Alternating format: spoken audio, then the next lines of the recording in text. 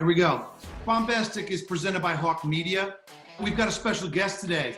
He is a radio legend, none other than the $2 billion man with a new book, Larry Wilson. We need to quit bitching and start doing. Welcome to the show.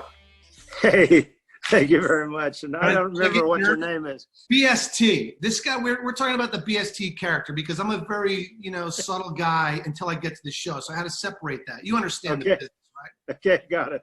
Yeah. Did I make you nervous with that intro? I've been nervous, so I don't want to let you down. You're a good pal, and I want to do what's right. Well, Larry, listen. That's the name of the book, by the way. Do what's right. That was the name of the book. Do what's right. That was a plug. Well, there's going to be a lot of plugs, Larry, because there's a good reason for it. I just got the book you sent me in a very sophisticated fashion, I might add, through a PDF. So give yourself more credit. You have people around you or yourself that are pretty tech savvy. So I started reading it, and I can't wait to get through it. Larry, you and I have an interesting story of our connection that luckily most people don't have a connection like you and I do. Yes, you were adrift at sea in the Joanna in the Gulf of Mexico. It's 116 miles out in the middle of the ocean. Larry sent his boat, Trauma, I believe is the name of your fishing vessel, Cabo, a great fishing vessel, champion fishing crew, I might add too, was part of this fishing tournament. Anyways, this stinking boat that I'm in, which was a freaking rust bucket, which is another story, gets lost at sea. There's no stinking GPS, no compass on the stupid boat, but the radio worked. And Larry was somebody that was extremely generous, and unbeknownst to me who this guy was at the time, but he sent his private jet, which I'm still trying to find the funds to repay you for air fuel, Larry. And then you moved to Portland to start a new adventure after this crazy success with Citadel Broadcasting, which most people know you sold eventually for over $2 billion. It's an amazing story. It's just been a great life. You're in Montana now, but to start Alpha Broadcasting, which was, a Citadel 2 version, you had to go to Portland, Oregon. What'd you think about that? I like Portland, but I didn't like all the rain. Rain is something, I can tell you for sure. Living in Santa Monica right now, I feel like every day I go through human photosynthesis. The sun hits me and I start to grow. And in Portland, it's like death by 1,000 raindrops, isn't it?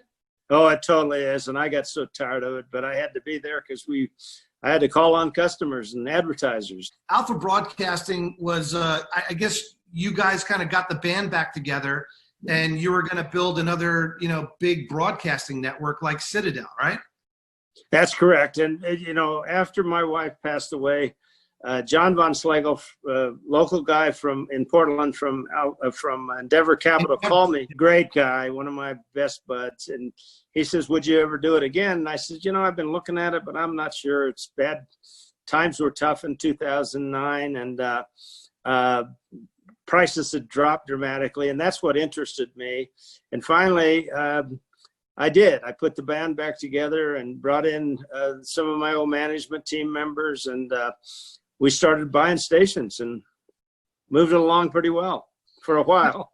One of the things that's interesting is that I remember when I sold my first company and I started investing in different things, and I kept busy. I was in my 30s, so I was fairly young, but my brother said, you made all this money. Why do you keep doing all this? Why don't you I would buy CDs right now. I'd sit on my money. And guys like you, you don't sit on your money. That's not how you got there in the first place. A lot of people don't understand. You can't be the conservative guy and the guy that risks everything to build a company. A lot of people don't understand that. Well, you really can't. And, I think you're born with it, maybe. It's a spark. It's a drive. When we first met, my assistant set up the meeting. And you sent her a handwritten note thanking her for setting up the meeting. And that tells a whole lot about somebody. And I never forgot that. It's amazing. Amazing thing. Well, I had forgotten that. I didn't know that, but that's what I do. I still do it, on these books that I've just published. This book I've published, I'm signing every one of them personally. Frequently, I send the person that's ordering the book a copy of the page where I've signed it saying your book is on the way, and people are blown away.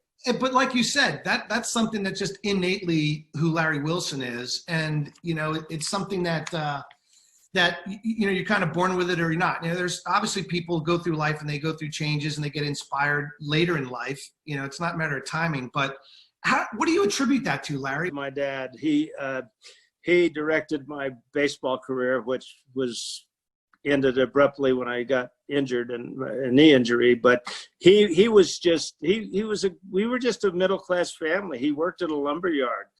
And so your dad was the inspiration. You dedicated your book. And what's the name of the book, Larry? Do What's Right. He was a baseball player and a softball player himself. So he was really a tremendous genius on baseball. And so he would keep changing my form. And maybe if you come more over the top with your drop ball, it's going to be better. And we did that every single night. And he just said, you know, sometimes I wanted to say, hey, I don't want to play baseball. Because he worked me so hard at it, but I fell in love with the game, and you know, I had no big career in it. I was supposed to sign with the Giants, mediocre deal to go to Decatur, Illinois. I had never been on an airplane at that time, and I said, no, I'm going to go to college and get a degree. I want to own my own business someday. And to this day, my dad has passed, but to this day, I kind of regret that because it just devastated him that I wasn't going to play baseball. That richness of time, that dedication that you watch your dad, who obviously, you know, had a job, was working, and he took this extra time. Do you think people are ever conscious the impact? You know, I never really realized what he did for me. And I regret I have children, and I regret with my children that I got so career oriented. They understood what you were doing, you know, I mean, and it seems like you're super close with your family and your grandkids now. I am, and I love my boys. They both have turned out very well. You know, it's just, I've got a granddaughter that's one of the top barrel racers in the United States, and that's awesome. It's just awesome. And she just made a movie. She was the lead role in a movie, and I just watched it. I'm so proud. I watched the early cut here, and I'm so proud. That's awesome. That I had something to do with that. That's great. I remember somebody told me something. I had sold an internet company to a company called Monster.com for a bunch of money. And I remember sitting at the closing with my CFO and all these, you know, executives or whatever that we had put together. And it was my daughter's birthday. She was going to be, you know, like 5 or 6 or something. And I told her I'd be back. And, you know, with the time change going from New York to Portland, you know, I could make up some time and be there for this party. And I'm looking at my watch, I'm closing this company. And, you know, you've been there. I mean, there's shareholders that I got to worry about, lawyers, all these people. And they said, are we keeping you from something, Scott? And I said, listen, I got to get out of here. I'm going to miss my flight. I promised my daughter I'd be back, you know. Oh, wow. Right? And this is literally at the signing, and these guys kept drawing me out. You know how those bankers, everybody grinds you to death. Yeah. And I look at this guy, Andy McKelvey, who is the CEO of TMP Worldwide, multi-billionaire, owned Monster and a bunch of other companies. And I said, Andy, do you think that my daughter's going to even remember that I was there? And he was a hard ass. I mean, this guy had been married 12 years. You know, he was a philanderer. He didn't care about anybody except for making money. And he looked at me and he goes, no, but you'll remember if you weren't there. And I went, yeah, that's, whoa. It was like one of those crazy moments. And I ended up running, you know, got to the airport, got home. To this day, every once in a while I go, hey, Allie, do you remember me at your 6th grade? And she goes, no, Daddy, I don't remember. So, wow. Right? You know, that is fantastic. You know, one of the things in the book is written by, I had a few of my friends that worked with me and just friends that have businesses to tell me things about being an entrepreneur. And one of them wrote that one time we were in San Francisco at meetings, and he was a little off in his presentation. And I pulled him aside afterwards and I said, what's wrong? He said, I'm missing my son's last basketball game. So very few minutes, I threw him the keys to the rental car. I said, the plane is lined up. Go to the airport at SFO and he'll take you home, but I want you back here in the morning by 7 o'clock. And he came back, and he's never forgotten that. Oh, that's so awesome. You're right. That's awesome. You know, Larry, the stories that I think most people are going to find super fascinating in your book are those type of stories. And I want to talk old school business with you for a minute. Sure. Back in the day, building companies, you could do a bunch of things. We talked about some of the team building exercises, and you know, how do you build a real successful team these days with everybody being so nervous about HR and you know, just patting people on the back, hugging people, you know, kind of making fun of people, you know, taking the piss out of people every once in a while, that really bonds you, like a fraternity or a boot camp or a baseball team. How do they do it these days?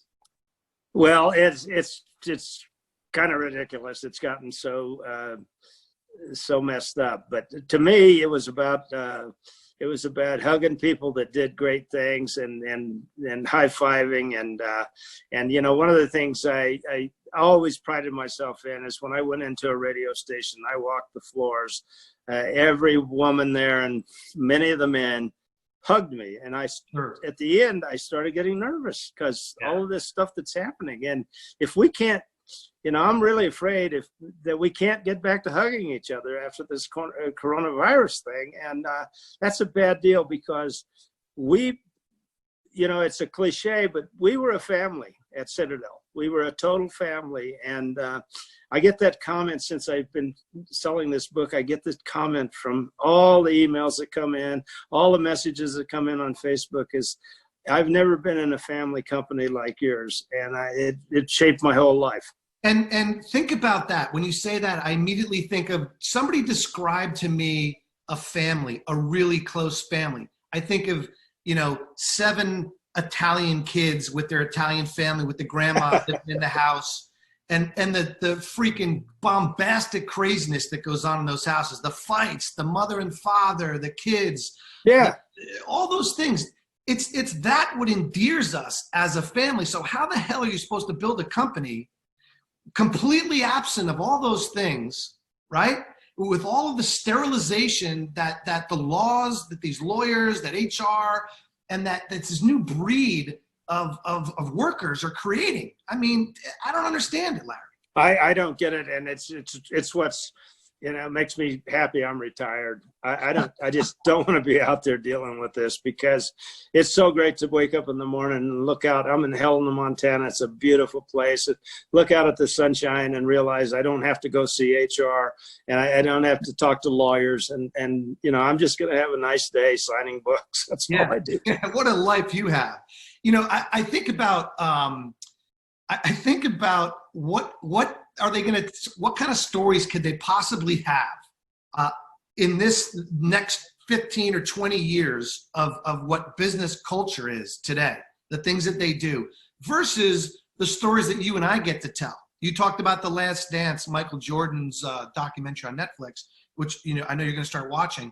It was the tension. It was the impurity and the imperfection of the characters within those teams and the coaches. Think about the best recognized legendary winning coaches of all time. Were they passive? Were they quiet? They weren't. They all got fired up, right? Totally, you know, and you know, I've been a big basketball fan. I've known a couple of coaches that have been in college or professional, and these people are just so inspiring. It just makes you want to just go out there and kill. So think about this. You're in a sales meeting. The sales manager comes in, 2023, and he goes, how's everybody doing? Does everybody feel good? What color are you today? Are you guys a yellow, a green, a red? So I want to first we're going to start out with some meditation. We're going to do some meditating, really get in the right headspace. And then I just want to make sure that everybody feels like they're in a safe place right now. And then you're going to motivate this group of people that way. How the F are we supposed to continue to, how are we going to come out of this Corona this Corona thing? How are we supposed to come out of here? Are we going to come out fighters, or are we just going to like fade away, Larry? I'm nervous about this. I got to be careful how I ask this because no, you don't. You're on my wife is a yoga teacher and she meditates, but she's not a salesman. That's the difference. We got to come out with fire and vinegar if we're going to beat this thing, and I'm not sure we are. We got to be on our best foot. We got to come out mad as hell. I just want to get my life back. I'm hoping to get these books signed so I can get out of this basement where I'm captive right now. But, you know, we've got to rally hard or we're toast as a country. I just find it really interesting that it's almost divided politically as well, right? I'm not political. I just want this to be a good place. I want people to have opportunities to build businesses. I want it to be a healthy place. I got hit really hard in, let's see, it was 2000, in the year 2000. I was a public company. I missed my numbers for the third quarter. Radio was starting to take a skid. I missed my numbers, and I came off of a high point in my life. They honored me at the Pierre Hotel in New York as, you know, radio executive of the year type of deal. But I knew standing there that night, I knew I had to the next day or next couple of days, I had to announce that I missed my earnings. My stock fell from $35 to $7. And I watched it. I watched it on my little computer, just trade after trade after trade, trading down. And so I called my lawyer in Pittsburgh and I said, Brian, my stock is falling. He said, I'm watching it. And I said, as soon as this news is disseminated, you tell me the first moment I can buy stock. And I went out in the market. I bought $2 million worth of stock. And 6 months later, I sold the company for $26, and I bought that stock at $7. Good for you. On average. You made a couple bucks. That's good. So Larry, listen, you sell this company for over $2 billion. I mean, what was that moment like? You know, the deal's done and you're sitting in a chair somewhere. What the hell were you thinking? I was crying. I was so amazed. I had humbly, and I was amazed. I could hardly say 2 billion. I could hardly say the word billion. And my CFO Donna Hefner and I were together at the hotel in New York.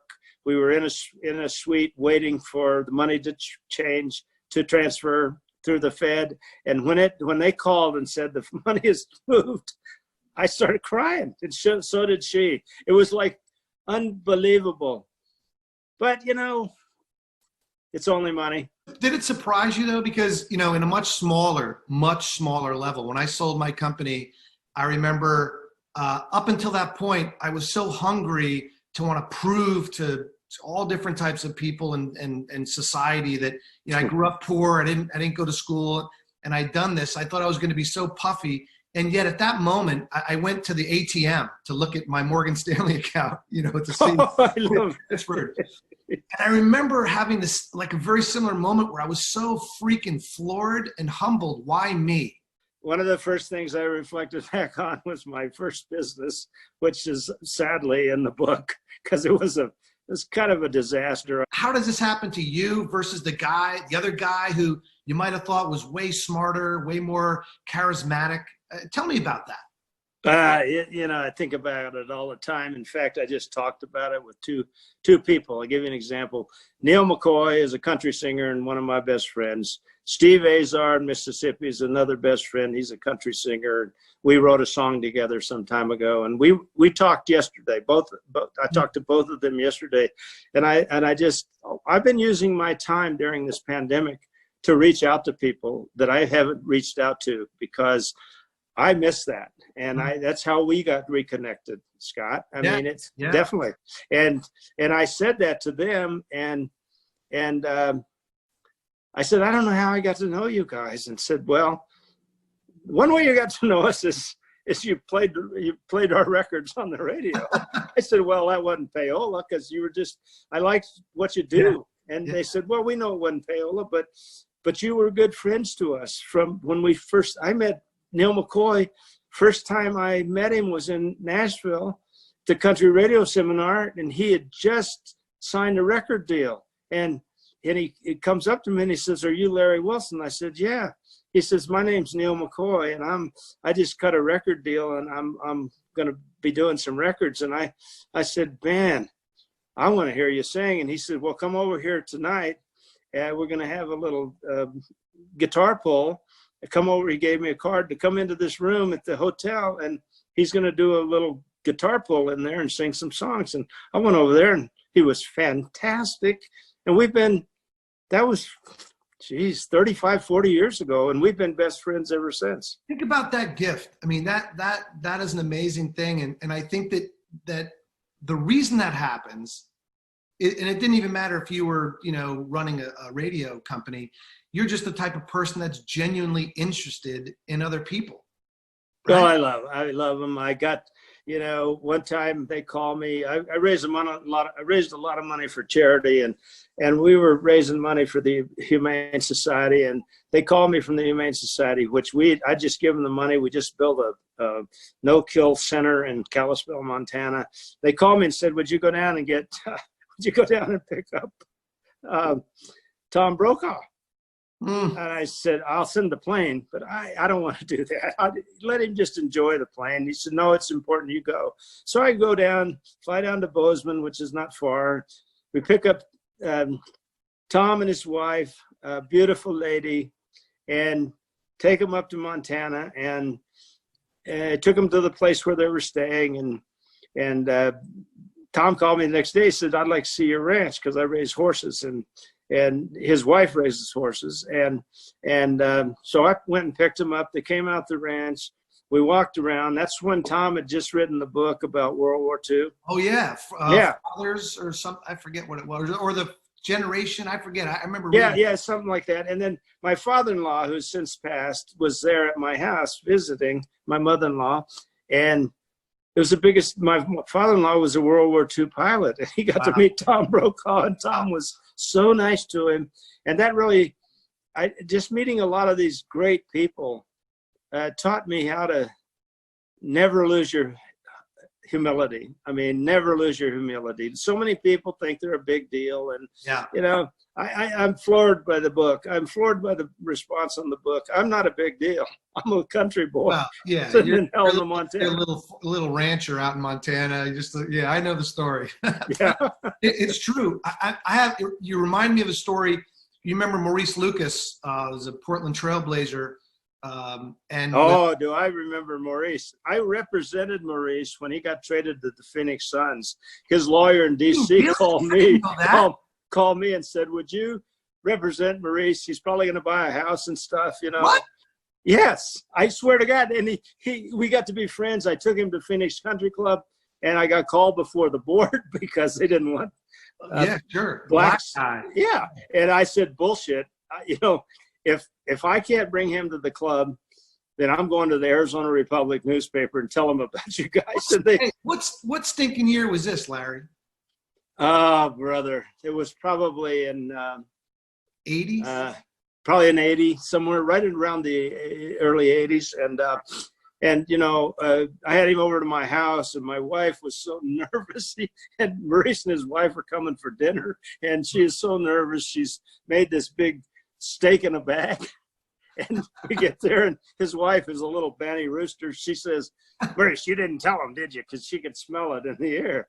And he says, nah, don't worry about it. She says, no, you didn't tell him. I said, didn't tell me what?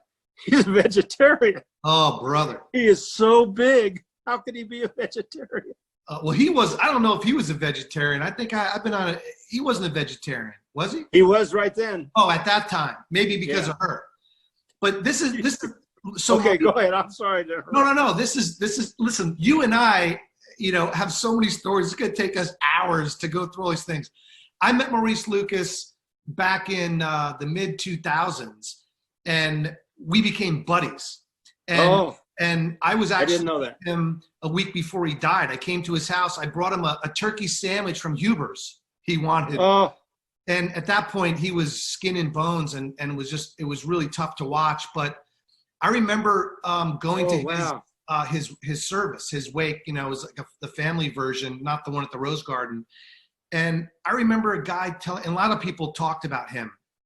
And this guy came up and started talking about Maurice, and he said, I met Maurice Lucas, 30 years ago, or whatever it was, right after literally like a year or two after the championship. And for those of you that don't know, Portland Trailblazers only won one championship, and that team is infamous. And anybody that's ever lived in Oregon for any period of time knows that all they do is talk about this. So Maurice Lucas who played for a couple other teams, was super famous, known for the Blazers. But this guy found Maurice Lucas's billfold on a plane, getting off the plane, went to his house, saw that it was Maurice Lucas's wallet, got the guy's number, told Lucas that the only way he's getting his wallet back if he shows up at this guy's house on the east side and signs a couple autographs for the neighborhood kids.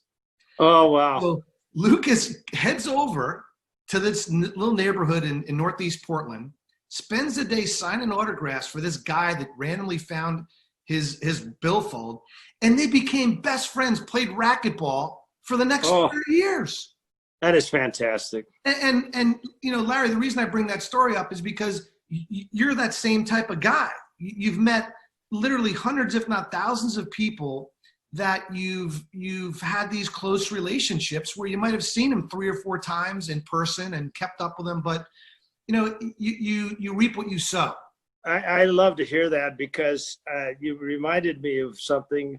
When I was, I think I was, before I started Citadel, I went back to practicing law for a little while, and this friend of mine asked me, he said, would you be a financial advisor to Rick Monday? He was a baseball player for the Dodgers. Mets. And it was Chicago Cubs. He's the guy that grabbed the burning flag in center field and ran it into home plate and gave it to the umpire.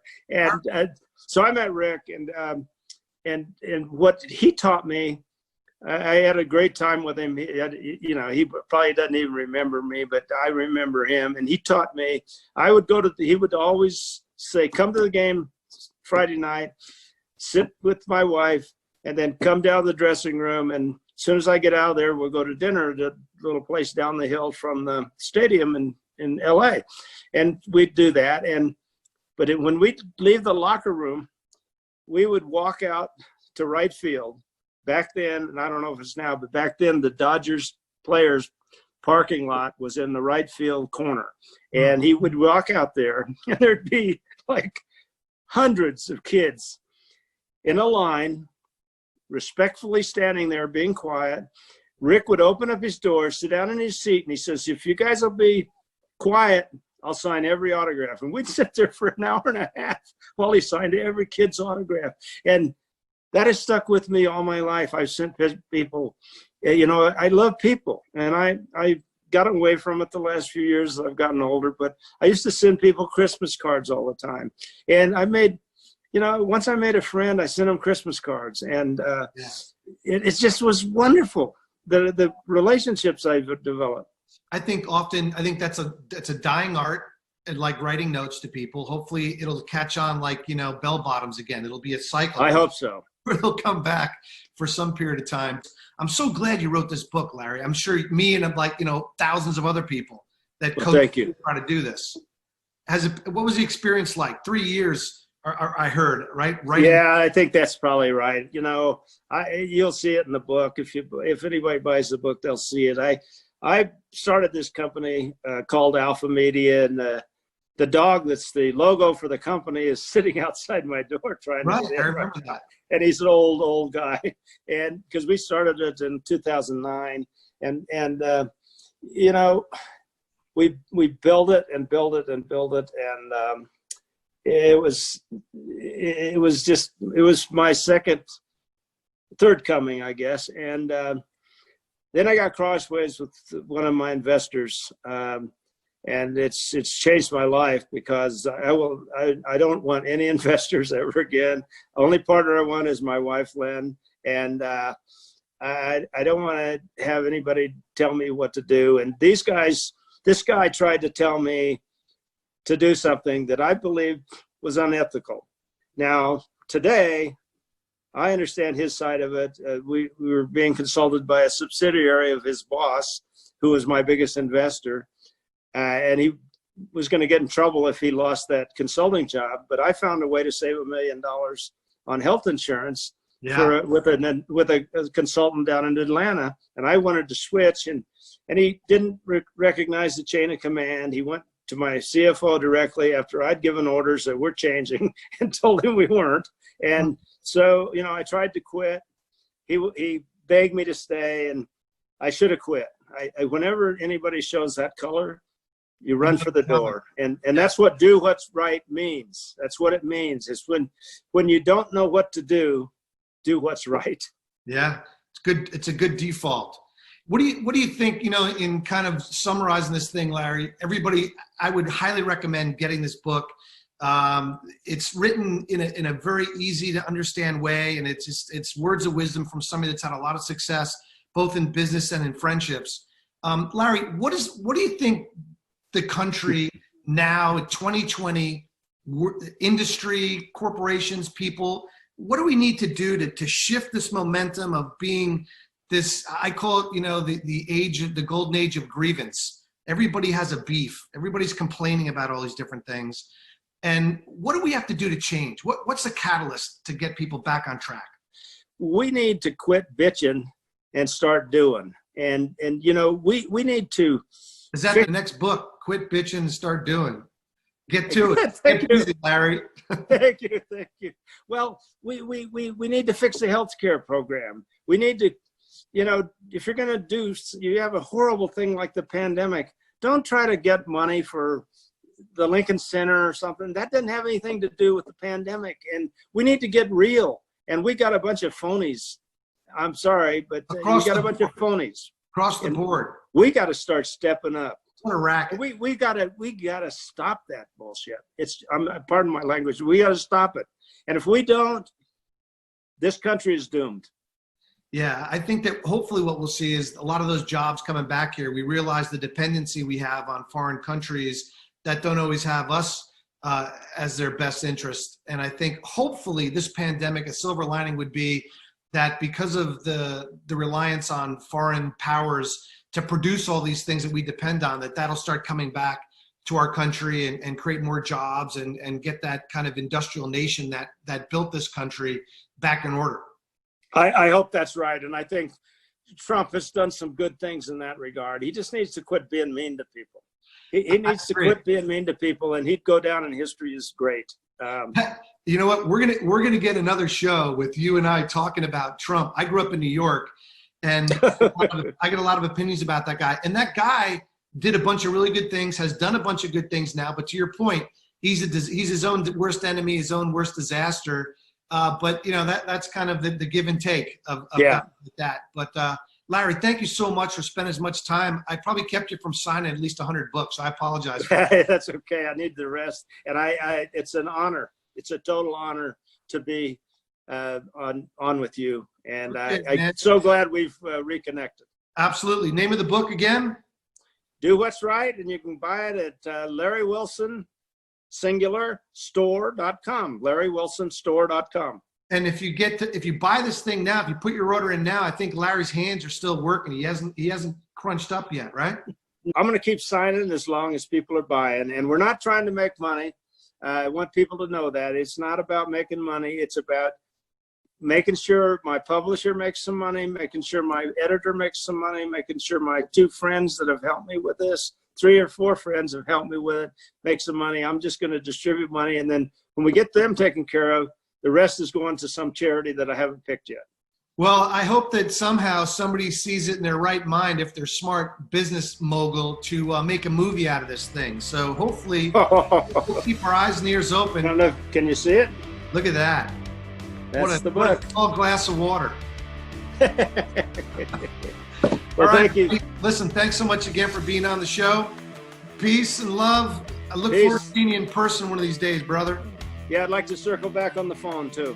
Okay. Thanks, partner. All right. Bye-bye.